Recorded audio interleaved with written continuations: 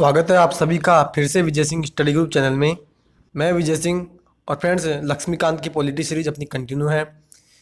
पिछला लेक्चर हमने डिस्कस किया था कि कैसे संसद के किसी भी सदन में गणपूर्ति या कोरम की हमने बात की, कितने उसमें सदस्य हम शामिल करते हैं और जो है उसमें हम पीठासीन अधिकारियों को भी गिनते हैं। संसद में भाषा की हमने बात की। तो फ्रेंड्स आज हम जो चर्चा करेंगे वो करेंगे संसदीय कार्रवाई के बारे में, यानी संसद में जो कार्रवाई होती है वो किस प्रकार से होती है, कब प्रश्नकाल होता है, कब शून्यकाल होता है। तो उन सभी की आज हम जो है डिटेल से चर्चा करेंगे।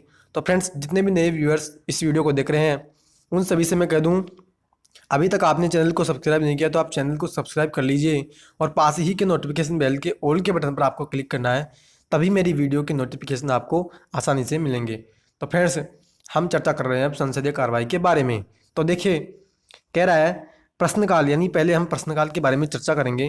तो देखिए कह रहा है कि संसद का पहला घंटा प्रश्नकाल के लिए होता है। यानी मित्रों मैंने जो है पिछले लेक्चर में भी आपको बताया था कि संसदीय कार्रवाई को हम दो भागों में गिनते हैं।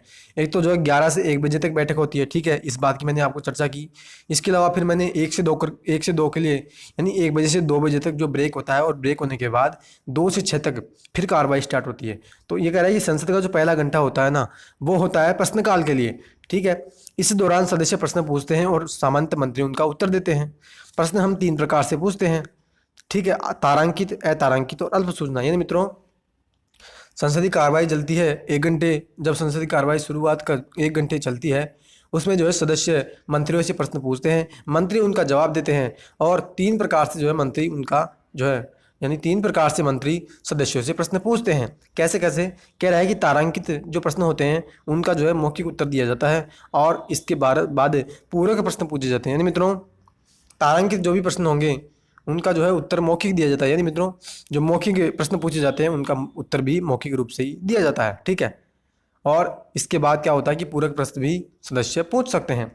कह रहा है दूसरा कहता है कि अतारांकित प्रश्न के मामले में लिखित रिपोर्ट आवश्यक होती है, इसलिए इसके बाद पूरक प्रश्न नहीं पूछा जा सकता। यानी मित्रों ये कहना चाह रहा है कि अब पहले तारांकित प्रश्न पूछ लिए, ठीक है, मौखिक यानी मुँह के माध्यम से जो है तारांकित प्रश्न पूछ लिए, ठीक है, मौखिक रूप से।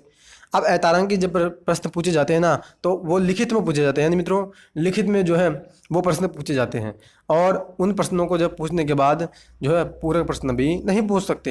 यानी कि दोबारा अगर हमें कोई प्रश्न पूछना है तो हम जो है अतारांकित प्रश्न को पूछने के समय दूसरा कोई प्रश्न पूछ नहीं सकते। आगे कह रहा है अल्प सूचना के माध्यम से भी प्रश्न पूछे जाते हैं। कह रहा है कि अल्प सूचना के प्रश्न वे प्रश्न होते हैं जिन्हें कम से कम 10 दिन का नोटिस देकर पूछा जाता है और उनका उत्तर भी मौखिक ही दिया जाता है। यानी मित्रों अल्प सूचना के जो प्रश्न होंगे वो प्रश्न भी जो है क्या होता है कि उनको भी लिखित रूप से ही पूछा जाता है और 10 दिन पहले जो है उनकी सूचना जो है किसी भी मंत्री से हम जो है कोई प्रश्न पूछा जाते हैं अल्प सूचना के माध्यम से, तो आपको 10 दिन पहले जो है सूचना उस मंत्री को देनी होगी और ये कह रहा है कि इसका उत्तर भी मंत्री मौखिक रूप से ही देते हैं। आगे कहता है मंत्रियों के अतिरिक्त प्राइवेट सदस्यों से भी प्रश्न किए जा सकते हैं। इस प्रकार कोई प्रश्न किसी प्राइवेट सदस्य को भी संबोधित हो सकता है यदि प्रश्न की विषय वस्तु किसी विधेयक संकल्प अथवा सदन की कार्यवाही से संबंधित अन्य मामले से जुड़ी हो जिसके लिए सदस्य उत्तरदायी है। ऐसे प्रश्न से संबंधित प्रक्रिया वही होगी जैसे किसी मंत्री से पूछते हैं। यानी फ्रेंड्स ये कह रहा है कि मंत्री से तो हम प्रश्न पूछ ही सकते हैं, इसके अलावा हम मंत्री के साथ साथ किसी प्राइवेट सदस्य, यानी प्राइवेट सदस्य कौन होता है, जो मंत्री ना हो वो जो है भैया संसद का प्राइवेट सदस्य कहलाता है। आप इस बात को हमेशा याद रख लीजिएगा। यानी कोई भी व्यक्ति अगर संसद में किसी भी सदन में मंत्री नहीं है ना तो वो प्राइवेट सदस्य की गिनती में आता है। केवल मंत्री ही ऐसा होता है कि जिसको हम सरकारी सदस्य कहते हैं। और मित्रों जब सरकारी विधेयक और गैर सरकारी विधेयक की चर्चा आती है ना तो उस संदर्भ में यानी वहाँ भी मैं आपसे जो है विशेष रूप से चर्चा करूँगा कि कौन जो है गैर सरकारी विधेयक लाता है और कौन सरकारी विधेयक लाता है।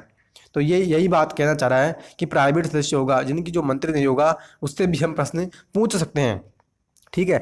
आगे कह रहा है तारांकित अतारांकित अल्प सूचना प्रश्न अथवा प्राइवेट सदस्यों से प्रश्न की सूची क्रमशः हरे, सफेद, हल्के गुलाबी और पीले रंग में छपी होती है ताकि वे एक दूसरे से अलग दिखे। यानी मित्रों ये कहना चाह रहा है, आप ये समझिए कि जो प्रश्न हम पूछते हैं 4 प्रकार से, तारांकित, अतारांकित, अल्प सूचना और प्राइवेट, यानी ये प्रश्न हम जब पूछते हैं ना तो इन प्रश्नों की जो सूची होती है, यानी अलग अलग जो है इन प्रश्नों को अलग अलग रंगों में हम दिखाते हैं। यानी जो भी प्रश्न लिखे होते हैं तो वो अलग अलग रंगों में जो है इनको दिखाया जाता है ताकि अलग अलग जो है ये प्रश्न हमें जो है पता लग सके कि हम जो है किस किस माध्यम से कौन से प्रश्न को जो है पूछ रहे हैं।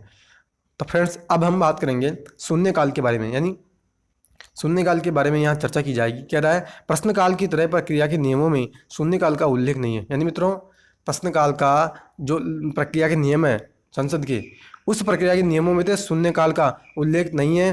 ठीक है, प्रश्नकाल का तो हम उल्लेख करते हैं, ये बात यह कहना चाह रहा है। इस तरह यह अनौपचारिक साधन है जिसमें संसद सदस्य बिना पूर्व सूचना के मामले उठा सकते हैं। यानी मित्रों जो शून्यकाल होता है ना, इसमें जो है संसद के किसी भी सदस्य को जो है कोई किसी प्रकार की सूचना नहीं देनी होती, और वो बिना सूचना दिए ही जो है कोई भी मामला जो है उस शून्यकाल में उठा सकता है। आगे कह रहा है शून्यकाल प्रश्नकाल के बाद शुरू होता है, यानी पहले प्रश्नकाल शुरू होता है और प्रश्नकाल के बाद हम जो है शून्यकाल शुरू करते हैं। और मित्रों आप इस बात को ऐसे भी याद रख सकते हो कि पशु का आपने जो है, यानी पशु के बारे में आप जानते हैं, पशु शब्द के बारे में, तो प का मतलब प्रश्नकाल और सु का मतलब शून्यकाल। अगर आप जो है इसको याद रखना चाहें तो प यानी प्रश्नकाल यानी प पहले आ रहा है तो प्रश्नकाल पहले आता है, शून्यकाल सु बाद में आ रहा है तो शून्यकाल बाद में आता है। आप इस बात को इस दो यानी इस एक शब्द से भी याद रख सकते हो। ठीक है, आगे हम प्रस्तावों के बारे में चर्चा करेंगे, यानी कौन कौन सी संसद जो है प्रस्ताव लेकर के आती है। तो कह रहा है लोक महत्व के किसी मामले पर पीठासीन अधिकारी की स्वीकृति के बिना बहस नहीं की जा सकती। यानी फ्रेंड्स पब्लिक यानी कोई पब्लिकली रूप से कोई इंपॉर्टेंट कोई मामला है, यानी को मान लीजिए कोई भी जो है एक जो है बहुत ही महत्वपूर्ण मामला है और उसके बारे में आपको कोई बहस करनी है संसद में, तो आप जो है पहले पीठासीन अधिकारी से सहमति लेंगे, यानी मित्रों स्वीकृति आपको लेनी होगी। जिस भी सदन में आप उस मामले को उठा रहे हैं तो उस सदन के पीठासीन अधिकारी, यानी लोकसभा में लोकसभा अध्यक्ष या फिर उपाध्यक्ष, और या फिर राज्यसभा में राज्यसभा का सभापति या उपसभापति। ठीक है, आपको जो है इनसे जो है सहमति लेनी होगी जब भी ये पीठासीन अधिकारी होंगे। ठीक है, आगे कह रहा है कि सदस्यों के द्वारा चर्चा के लिए लाए गए प्रस्तावों को 3 भागों में बांट सकते हैं। यानी सदस्य जो है कौन कौन से प्रस्ताव लाते हैं तो उसी की यहाँ पे चर्चा की जा रही है कि जो सदस्य प्रस्ताव लाते हैं वो कौन कौन से प्रस्ताव लाते हैं। तो कह रहा है महत्वपूर्ण प्रस्ताव, यानी पहला प्रस्ताव के बारे में चर्चा की जा रही है कि महत्वपूर्ण प्रस्ताव कौन सा होता है। ये कह रहा है यह एक स्वयं वर्णित स्वतंत्र प्रस्ताव है जिसके तहत बहुत महत्वपूर्ण मामले जैसे राष्ट्रपति के खिलाफ महाभियोग, मुख्य चुनाव आयुक्त को हटाना शामिल होता है। यानी फ्रेंड्स महत्वपूर्ण प्रस्ताव कौन सा होता है, तो आप इस बात को याद रख लीजिएगा। जो महत्वपूर्ण मामला होता है ना, ये मान लो कि हम राष्ट्रपति के खिलाफ महाभियोग लेकर के आ रहे हैं, या हम मुख्य चुनाव आयुक्त को हटा रहे हैं, या फिर हम जो है सुप्रीम कोर्ट के न्यायाधीश के खिलाफ जो है महाभियोग लेकर के आ रहे हैं, तो ये सभी जो मामले होते हैं ना, ये बहुत महत्वपूर्ण मामले हैं। ठीक है, और इन महत्वपूर्ण मामलों को जो है हम यानी इन महत्वपूर्ण मामलों के खिलाफ जो भी प्रस्ताव लेकर के आएंगे तो हम जो है उसको महत्वपूर्ण प्रस्ताव का, यानी हम उसको महत्वपूर्ण प्रस्ताव की संज्ञा देते हैं कि ये महत्वपूर्ण प्रस्ताव है। ठीक है, आगे हम बात करेंगे स्थानापन्न प्रस्ताव के बारे में। यानी ये प्रस्ताव क्या होगा फ्रेंड्स, दूसरा यानी कोई पहले प्रस्ताव था उस प्रस्ताव की जगह लेता है ना, तो उसको कहते हैं स्थानापन्न प्रस्ताव। कह रहा है यह वह प्रस्ताव है जो मूल प्रस्ताव का स्थान लेता है, यदि सदन इसे स्वीकार कर लेता है मूल प्रस्ताव स्थगित हो जाता है। मित्रों मैंने अभी आपसे चर्चा की कि मान लो ये मूल प्रस्ताव था, ठीक है, कोई भी मूल प्रस्ताव हम लेकर के आए थे, ठीक है, अब उस मूल प्रस्ताव के स्थान पर जो है हम कोई दूसरा प्रस्ताव लेकर के आ रहे हैं तो वो कहलाता है स्थानापन्न प्रस्ताव। और ये स्थानापन्न प्रस्ताव अगर संसद स्वीकार कर ले तो फिर मूल प्रस्ताव हमारा स्थगित हो जाता है। ठीक है, आगे हम बात करें पूरक प्रस्ताव के बारे में। कह रहा है ये ऐसा प्रस्ताव है जिसका स्वयं कोई अर्थ नहीं होता, इसे सदन में तब तक पारित नहीं किया जा सकता जब तक इसके मूल प्रस्ताव का संदर्भ न हो। मतलब फ्रेंड्स ये कहना चाह रहा है कि जब तक हम कोई मूल प्रस्ताव के बारे में बात नहीं करेंगे ना, तब तक जो है हम जो है पूरक प्रस्ताव की बात नहीं करेंगे। ठीक है, ये कह रहा है ऐसा प्रस्ताव होगा जिसका स्वयं का कोई अर्थ नहीं होता, यानी जब तक मूल प्रस्ताव के बारे में हम बताने दें तब तक इस प्रस्ताव का कोई मतलब या अर्थ नहीं है। ठीक है, और फ्रेंड्स इसको भी हम आगे जा करके जो है 3 श्रेणी में बांटा जा रहा है, सहायक प्रस्ताव, स्थान लेने वाला प्रस्ताव और संशोधन। ठीक है, तो आगे हम बात करेंगे फ्रेंड्स, अब जो है आगे चर्चा की जा रही है कटौती प्रस्ताव के बारे में। यानी कटौती प्रस्ताव क्या होता है उसके बारे में ये कह रहे हैं कि यह प्रस्ताव किसी सदस्य के द्वारा वाद विवाद को समाप्त करने के लिए लाया जाता है। यदि प्रस्ताव स्वीकृत हो जाए तो वाद विवाद को रोककर इसे मतदान के लिए रखा जाता है। सामान्यतः 4 प्रकार के कटौती प्रस्ताव होते हैं। यानी फ्रेंड्स ये कह रहा है कि जो कटौती प्रस्ताव हम लेकर के आते हैं वो क्यों लेकर के आते हैं, ताकि कोई भी मामला जो है अगर उठता है संसद में तो उस मामले को हम समाप्त करने के लिए ये कटौती प्रस्ताव लेकर के आते हैं और फिर जो है हम इसको मतदान के लिए भी रखते हैं, यानी इस पर फिर मतदान होता है। और ये कह रहा है कि 4 प्रकार के कटौती प्रस्ताव होते हैं। कौन कौन से? तो कह रहा है पहला प्रस्ताव है साधारण कटौती, यानी यह प्रस्ताव वह होता है जिसे किसी सदस्य की ओर से रखा जाता है कि इस मामले पर पर्याप्त चर्चा हो चुकी होती है, अब इसे मतदान के लिए रखा जाए। यानी फ्रेंड्स, ये प्रस्ताव हम तब लेकर के आते हैं जब किसी भी मामले पर हम जो है पूर्ण रूप से चर्चा कर लेते हैं, यानी जितनी हमें चर्चा करनी थी हम चर्चा कर चुके, अब हमें भैया उस पर मतदान करना है, तो हम क्या लेकर के आते हैं? साधारण कटौती प्रस्ताव। ठीक है, आगे कहता है घटकों में कटौती, यानी इस मामले में किसी प्रस्ताव का चर्चा से पूर्व विधेयक या लंबे संकल्पों का एक समूह बना लिया जाता है। वाद विवाद में इस भाग पर पूर्ण के रूप में चर्चा की जाती है और संपूर्ण भाग को मतदान के लिए रखा जाता है। यानी मित्रों, ये कहना चाह रहा है किसी भी प्रस्ताव का ये कहना चाह रहा है कि हम जो है किसी भी विधेयक पर या लंबे संकल्पों पर हम जो है किसी प्रकार की चर्चा से पहले हम जो है प्रस्ताव लेकर के आते हैं और हम जो है उसके संपूर्ण भाग पर मतदान भी करते हैं। ये बात आगे कहते हैं कंगारू कटौती, यानी कंगारू प्रस्ताव की यहाँ बात की जा रही है कि इस प्रकार के प्रस्ताव में केवल महत्वपूर्ण खंडों पर ही बहस और मतदान होता है और शेष खंडों को छोड़ दिया जाता है और उन्हें पारित मान लिया जाता है। यानी फ्रेंड्स, जो महत्वपूर्ण खंड होते हैं किसी भी बिल के, तो उस बिल पर या किसी प्रस्ताव पर जो है हम मतदान करते हैं, केवल हम जो है महत्वपूर्ण खंडों पर ही करते हैं और जो शेष खंड होते हैं ना उनको हम जो है छोड़ देते हैं और उन्हें हम पारित मान लेते हैं। अब कह रहे हैं गिलोटिन प्रस्ताव के बारे में। यानी मित्रों, सबसे महत्वपूर्ण प्रस्ताव होता है गिलोटिन प्रस्ताव। कई बार एग्जाम्स में पूछा गया है गिलोटिन प्रस्ताव क्या है। तो देखिए, गिलोटिन प्रस्ताव क्या कर रहा है, जब किसी विधेयक या संकल्प के किसी भाग पर चर्चा नहीं हो पाती तो उस पर मतदान करने से पहले चर्चा कराने के लिए हम ये प्रस्ताव लेकर के आते हैं। यानी फ्रेंड्स, ये कहना चाह रहा है कि कोई भी बिल या कोई भी संकल्प था, ठीक है, अब उसके किसी भाग पर, यानी कोई भी उसका ऐसा भाग था जिस पर जो चर्चा नहीं हुई, अब आप क्या कर रहे हो कि मतदान की स्थिति आ गई और मतदान करने से पूर्व आप ये चाहते हो कि भैया इसके इस भाग पर एक बार चर्चा हो जाए, तो उस स्थिति में क्या करते हैं, हम गिलोटिन प्रस्ताव लेकर के आते हैं। ठीक है, और गिलोटिन प्रस्ताव लेकर के हम जो है फिर उसके उस भाग पर चर्चा कराने की जो है या चर्चा हम कराते हैं। ठीक है, ये बात आगे कह रहे हैं। तो फ्रेंड्स, आगे कह रहा है हम बात करेंगे विशेषाधिकार प्रस्ताव के बारे में, यानी विशेषाधिकारों की यहाँ बात की जाएगी। और मैंने जो है कई बार भी आपको जो है एक विशेषाधिकारों के बारे में चर्चा की थी, तो आज हम जो है विस्तृत रूप से यहाँ करेंगे। कह रहा है विशेषाधिकार प्रस्ताव क्या है, यह किसी मंत्री के द्वारा संसदीय विशेषाधिकारों के उल्लंघन से संबंधित है। यह किसी सदस्य के द्वारा पेश किया जाता है जब सदस्य यह महसूस करता है कि सही तथ्यों को प्रकट नहीं कर या गलत सूचना देकर के किसी मंत्री ने सदन या सदन के एक या अधिक सदस्यों के विशेषाधिकारों का उल्लंघन किया है। इसका उद्देश्य संबंधित मंत्री की निंदा करना है। यानी फ्रेंड्स, ये कह रहा है कि मान लो क्या हुआ कि संसद में जो है कोई सदस्य ने क्वेश्चन पूछा था, ठीक है, अब क्वेश्चन पूछा तो मंत्री ने मान लो कि गलत उत्तर दे दिया उसका, और उसको जो है बाद में उसको पता चला, ठीक है, उस सदस्य को। अब वो सदस्य क्या करेगा कि उस मंत्री के खिलाफ लेकर के आएगा क्या, विशेषाधिकार प्रस्ताव। और क्या कारण देगा कि कारण ये देगा कि जो है जिस मंत्री ने मेरे प्रश्न का उत्तर दिया उस मंत्री ने जो है गलत तथ्यों को प्रकट किया और सदन को जो गुमराह किया, तथ्यों को गलत प्रकट करके, ठीक है, तथ्यों को जो है गलत प्रकट किया और गलत सूचना दी और सदन को जो गुमराह किया, तो इसके खिलाफ हम जो है विशेषाधिकार प्रस्ताव लेकर के आ रहे हैं कि जो सदन के जितने भी सदस्य थे उनको जितने भी अधिकार मिले ना, उनके अधिकारों का उल्लंघन हुआ है। इस कारण से जो है हमें विशेषाधिकार प्रस्ताव जो है उक्त मंत्री के खिलाफ लेकर के आ रहे हैं। ठीक है, और ये आगे कह रहा है ना कि इसका उद्देश्य ही मंत्री की निंदा करना होता है, नहीं, इसका उद्देश्य ही क्या होता है, हम मंत्री की निंदा कर रहे हैं। आगे फ्रेंड्स, हम बात करें ध्यान आकर्षण प्रस्ताव के बारे में।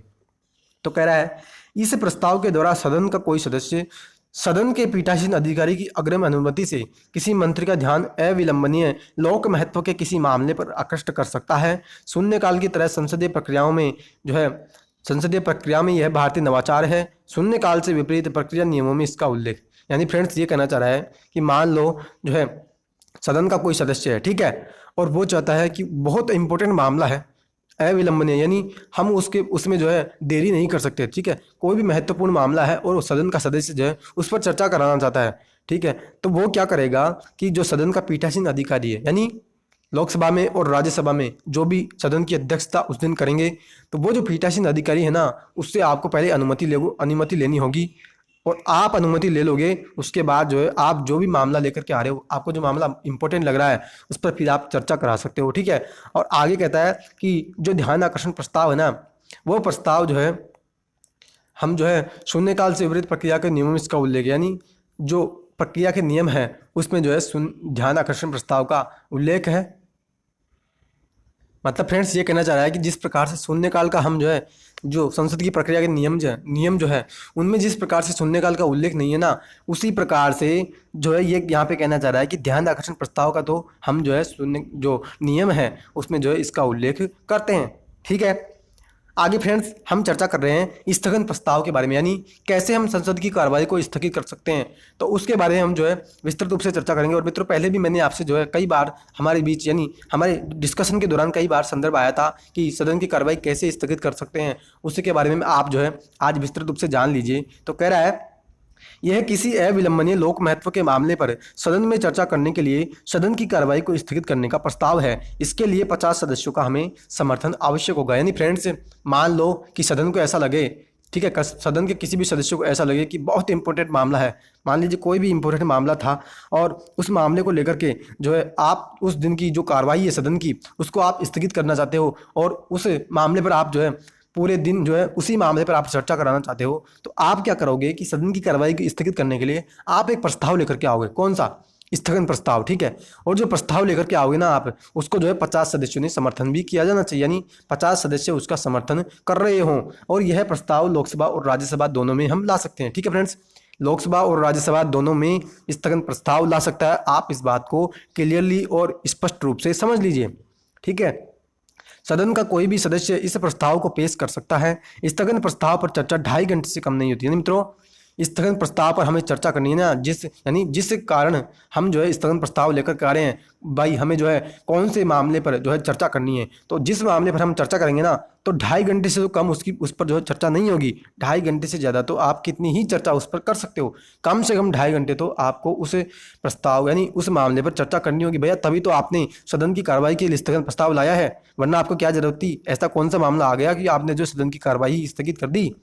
ठीक है, और मित्रों आगे जो है इसके बारे में कुछ सीमाएं भी दी, यानी कौन से मामलों में हम जो है जो भी स्थगन प्रस्ताव है वो नहीं ला सकते। तो कह रहा है इसके माध्यम से ऐसे मुद्दों को उठाया जा सकता है जो निश्चित तथ्यात्मक अत्यंत जरूरी हो, यानी कोई भी मामला जो बहुत ही इंपॉर्टेंट है वो मामला हम उठा सकते हैं स्थगन प्रस्ताव को ला करके। ये मैंने आपसे अभी चर्चा की। आगे कह रहा है एक से अधिक मुद्दों को हम शामिल नहीं कर सकते, यानी एक ही मुद्दा उस दिन हम जो है उस कार्रवाई में जो है उठा सकते हैं जिसके लिए हमने जो स्थगन प्रस्ताव लाया है। ठीक है फ्रेंड्स, और मित्रों आगे हम जो है मैं अगर यहाँ पे बात करूँ तो देखिए यहाँ पे निंदा प्रस्ताव और अविश्वास प्रस्ताव इन दोनों के मध्य जो है अंतर बताया गया, यानी क्या निंदा प्रस्ताव होता है और क्या अविश्वास प्रस्ताव, इन सभी के बारे में हम जो है विस्तृत रूप से चर्चा कर रहे हैं और अंतर यहाँ बता रहे हैं। देखिए निंदा प्रस्ताव कह रहा है कि निंदा प्रस्ताव लोकसभा में इसे स्वीकारने का कारण बताना है। यानी मित्रों मान लीजिए निंदा प्रस्ताव लेकर के आया गया और निंदा प्रस्ताव को जो है क्यों हम स्वीकारें या नहीं स्वीकारें, तो उनका कारण जो है हमें बताना होगा कि हमने जो इस कारण से निंदा प्रस्ताव को जो है स्वीकार किया है। ठीक है, अविश्वास प्रस्ताव के बारे में कह रहे हैं लोकसभा में इसे स्वीकार करने का कारण बताना आवश्यक नहीं है। यानी मित्रों आप सिंपल भाषा में, एक तो मैं जो आपको सरल भाषा में एक ये बात बता दूं, निंदा प्रस्ताव जो लेकर के आते हैं ना हम या तो किसी मंत्री के खिलाफ लेकर के आते हैं और या फिर हम जो है मंत्रियों के समूह के खिलाफ लेकर के आते हैं। इस बात को आप समझ लो। ठीक है, और अविश्वास प्रस्ताव जो हम लेकर के आते हैं ना वो हम लेकर के आते हैं पूरी सरकार के विरुद्ध। ठीक है, पूरी मंत्रिपरिषद के विरुद्ध हम जो है अविश्वास प्रस्ताव लेकर के आते हैं। और आगे मित्रों जो अंतर बता रहा है कि यह किसी एक मंत्री या मंत्रियों के समूह या पूरे मंत्रिपरिषद के विरुद्ध लाया जाता है। ठीक है, अभी मैंने आपसे चर्चा की कि एक मंत्री या मंत्रियों का जो समूह है उसके खिलाफ हम निंदा प्रस्ताव लेकर के आते हैं। और ये कह रहा है कि जो अविश्वास प्रस्ताव होता है ना वो केवल और केवल हम जो है पूरी मंत्रिपरिषद के खिलाफ ही लेकर के आते हैं। आगे कहता है यह मंत्रिपरिषद की कुछ नीतियों या कार्य के खिलाफ निंदा के लिए लाया जाता है। यानी मित्रों मंत्रिपरिषद की कुछ नीतियां ऐसी थी जो गलत थी। ठीक है, तो उनके खिलाफ हम लेकर के आते हैं निंदा प्रस्ताव। और जो है जो मंत्रिपरिषद होती है, ठीक है, और लोकसभा में विश्वास के निर्धारण हेतु, यानी मित्रों कोई सरकार, यानी मान लो कि किसी व्यक्ति को या किसी पार्टी को आज की डेट में ऐसा लगे कि मैं एग्जाम्पल दे रहा हूँ कि आज की डेट में किसी पार्टी को, और आपको मित्रों पता भी होगा कि जो है बीजेपी पार्टी के खिलाफ जो है अविश्वास प्रस्ताव लेकर के आई थी कांग्रेस सरकार, पिछले जब चुनाव हुए थे। ठीक है, उस चुनाव से पहले कांग्रेस सरकार ने भाजपा सरकार के विरुद्ध जो है एक अविश्वास प्रस्ताव लाया भी था। और आपको पता हो तो रात के समय जो है उस पर वोटिंग भी हुई थी और फिर जो है सरकार का विश्वास प्रस्ताव, यानी सरकार ने विश्वास प्रस्ताव जीत लिया था, सरकार के पास जो है बहुमत था। तो उसी की यहाँ पे चर्चा की जा रही है कि लोकसभा में किसी सरकार को, यानी किसी पार्टी को ऐसा लगे कि या किसी भी व्यक्ति को ऐसा लगे कि इस पार्टी के पास जो है वर्तमान में बहुमत नहीं है, तो वो लाकर ले यानी कि वो एक अविश्वास प्रस्ताव लेकर के आ सकती है। और अगर मान लीजिए वो पार्टी अपने जो है समर्थन में जितने हमें सदस्य यानी जितनी पार्टी को सदस्य चाहिए थे समर्थन के लिए, अगर वो समर्थन खो देती है तो उसकी फिर सरकार गिर जाती है। आप इस बात को समझ लीजिए। आगे कह रहा है कि यदि यह लोकसभा में पारित हो जाए तो मंत्रिपरिषद को त्यागपत्र देना आवश्यक नहीं है, और यह लोकसभा में पारित हो जाएगा तो मंत्रिपरिषद त्यागपत्र देगी। यानी फ्रेंड्स, अगर मान लीजिए लोकसभा में निंदा प्रस्ताव पारित हो गया तो जो है मंत्रिपरिषद होगा ना वो, और कोई भी जो मंत्री होगा वो त्यागपत्र नहीं देगा, ठीक है। लेकिन अविश्वास प्रस्ताव पारित हो गया तो फिर जो है सरकार गिर जाती है, मंत्रिपरिषद को त्यागपत्र देना पड़ता है। मैंने आपको पहले ही बता दिया, ठीक है। और तो फ्रेंड्स, अब हम चर्चा कर रहे हैं अविश्वास प्रस्ताव के बारे में। वैसे तो मैंने अभी आपको बता ही दिया अविश्वास प्रस्ताव क्या होता है, लेकिन यहाँ पे हम कह दें, बता रहे हैं, संविधान के अनुच्छेद 75 में कहा गया है मंत्रिपरिषद लोकसभा के प्रति सामूहिक रूप से उत्तरदायी होगी। इसका जो है मतलब यह है कि मंत्रिपरिषद तभी तक है जब तक उसे सदन में बहुमत प्राप्त है, और दूसरे शब्दों में लोकसभा मंत्रिमंडल को अविश्वास प्रस्ताव पारित करके हटा सकती है। प्रस्ताव के समर्थन में 50 सदस्यों का समर्थन आवश्यक है।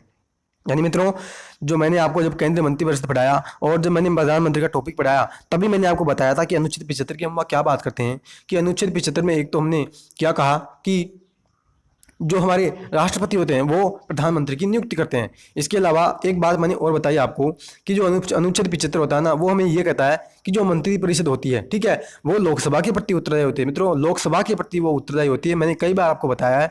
और आप इस बात को इससे समझ लीजिए, क्योंकि जो लोकसभा के प्रति इसलिए उत्तरदायी होती है क्योंकि जो मंत्रिपरिषद होते हैं ना, यानी कि जो मंत्री होते हैं वो अधिकतर तो जो लोकसभा होती है वहीं से चुन करके आते हैं, और इसके अलावा जो कार्यपालिका होती है ना, यानी कि जो काम करते हैं वो भी लोकसभा के जो एमपीज होते हैं वही तो सरकार बनाते हैं। तो उसी कारण से जो है मंत्रिपरिषद लोकसभा के प्रति ही उत्तरदायी होती है। और आगे कहता है हमें जो है अगर मान लीजिए हमें सरकार के खिलाफ अविश्वास प्रस्ताव लेकर के आना है तो हमें जो है 50 सदस्यों का उस प्रस्ताव पर समर्थन जो है लेना होगा, ठीक है। यानी कि उस प्रस्ताव का 50 सदस्यों ने समर्थन कर दिया कि हाँ हम इस प्रस्ताव का समर्थन करते हैं, आप जो है इस सरकार के खिलाफ अविश्वास प्रस्ताव ले आइए, ठीक है। तो वही बात यहाँ पे कही जा रही है। तो फ्रेंड्स, अब हम चर्चा कर रहे हैं धन्यवाद प्रस्ताव के बारे में।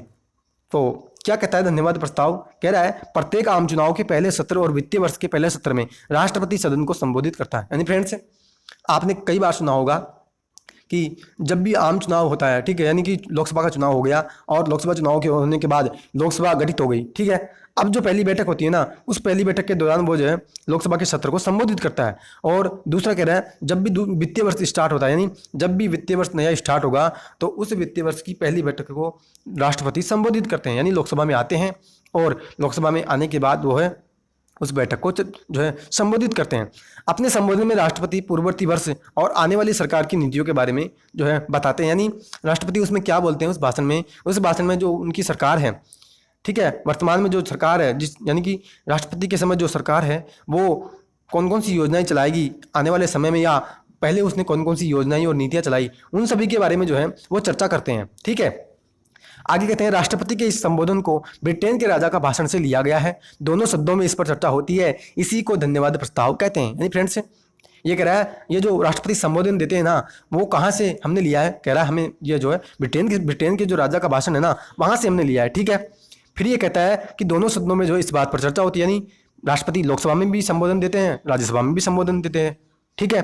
और वहाँ पे फिर धन्यवाद प्रस्ताव भी रखा जाता है, ठीक है। बहस के बाद प्रस्ताव को मत विभाजन के लिए रखा जाता है।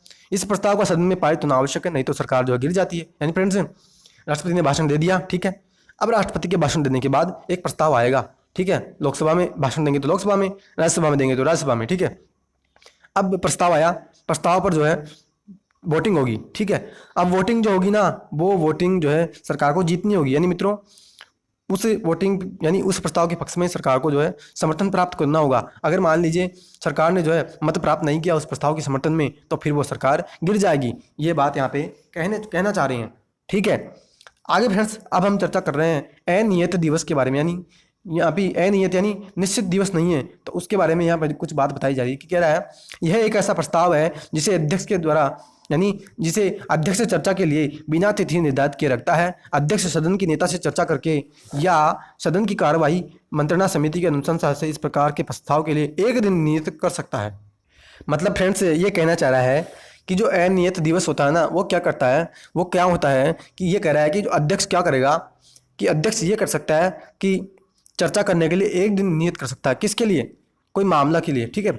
और ये आगे ये भी कहता है कि अध्यक्ष सदन की नेता से चर्चा करेगा या सदन की जो कार्य मंत्रणा समिति है, ठीक है, उन दोनों से जो है चर्चा करके या अनुशंसा से एक प्रकार यानी अनुशंसा से एक दिन जो है सप्ताह में जो है नियत कर सकता है, ताकि उस दिन हम जो है किसी मामले की चर्चा कर सकें।